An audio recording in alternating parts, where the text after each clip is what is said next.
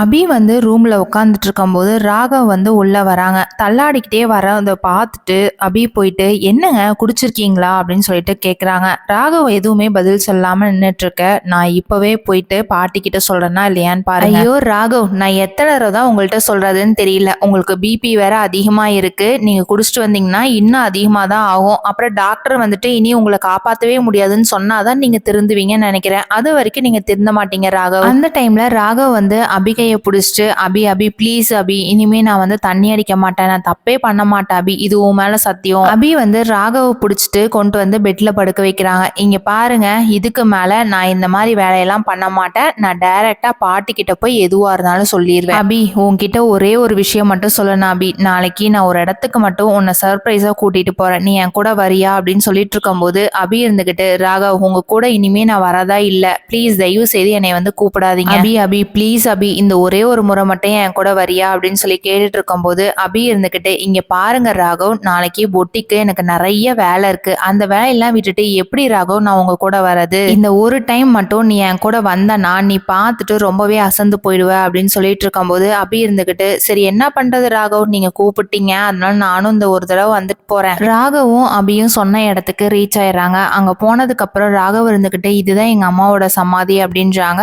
ராகவ் காதலை ஏத்துக்கிட்டு அபி நடந்தா நல்லா இருக்கும்னு நினைக்கிறவங்க இந்த வீடியோக்கு மறக்காம ஒரு லைக் போட்டுக்கோங்க. தேங்க்யூ.